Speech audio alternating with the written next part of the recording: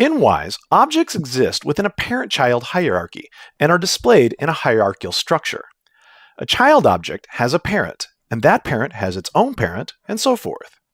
All of these objects can contain settings such as bus assignments, volume, and pitch, but it's important to understand that the children inherit these settings from their parent. For property values like pitch, inheritance occurs in a cumulative fashion. Let's say that these are the pitch values for these 4 objects. When the object at the bottom of the hierarchy is played, the pitch property settings from all of the objects above are summed together to create the value that will be used at the time the sound is played. Let's see how this works in an actual project. Here is a project with various sound SFX objects that contain some dialogue already imported.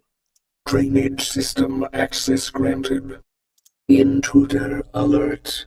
We'll offset this first object's pitch with a value of -600 cents.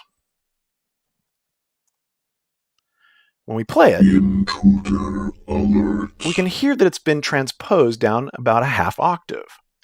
Now, for organization as well as group control, we can place all of these objects within another type of object called an actor mixer. We'll first start by selecting them all, right-clicking, choose New Parent, and select Actor Mixer. And we'll name this Entry Voices. Now, by selecting the Actor Mixer, we can see that it also has a pitch property, and we'll set this one to +600. Now, by expanding the Actor Mixer, we can select that first object again and play it. Intruder alert. We hear that it's gone back to its original pitch, even though the pitch property says -600. This is because it's been offset by the +600 value that we entered in the Actor Mixer. If we play any of the other objects in this Actor Mixer, we'll hear that they'll play higher than their original pitch. Drainage system access granted. It may seem that the Actor Mixer we just created is at the top of the hierarchy, but there's more to the hierarchical structure than first meets the eye. In order for any of these sound SFX objects to be heard, their audio signals must be sent to an audio bus. Audio buses exist within the master mixer hierarchy. In the master mixer hierarchy, all projects contain a master audio bus. In this case, if we expand the master audio bus, we can see that a music audio bus is contained within. Now, we can create an additional audio bus specifically for the entry voices by clicking the master audio bus and then clicking the Create New Audio Bus icon. We'll call this Entry Voices. Now, currently, none of the entry voice sound SFX objects are feeding into this entry voices bus. We can change this back in the actor mixer hierarchy.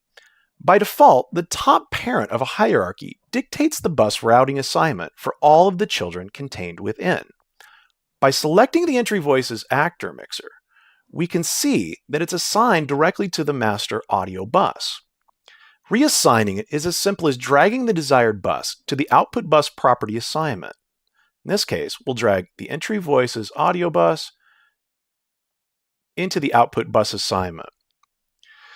Now, if we click any of the children within the entry voices actor mixer, we can see that they are now assigned to the entry voices bus.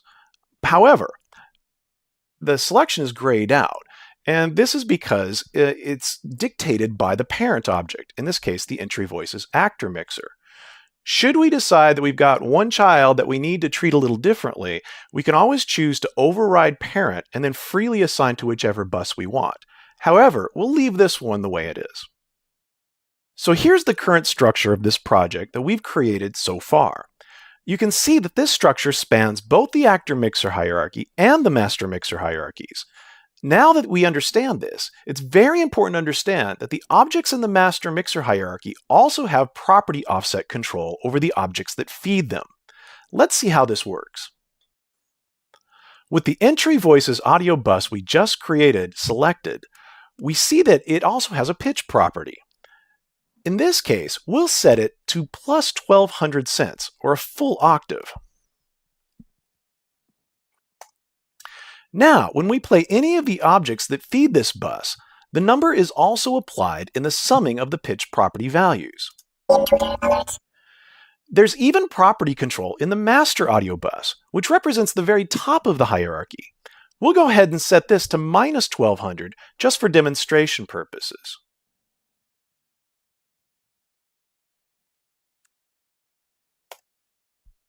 Intruder alert.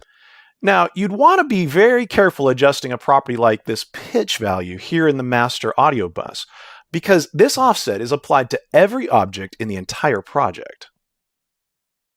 So as you've just learned, there's a bridge between the actor mixer hierarchy and the master mixer hierarchy that's not immediately evident just by looking at the objects in the Project Explorer.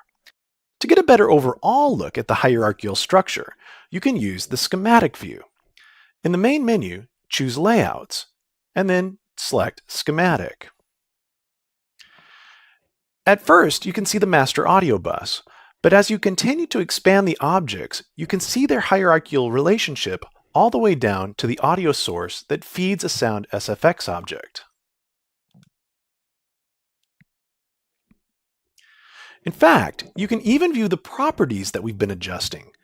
Click the Schematic View settings icon, move down to the Properties area, and choose Voice Pitch. Now you can see all of the pitch property offset values that are being factored in each time a sound SFX object is being played. Intruder alert.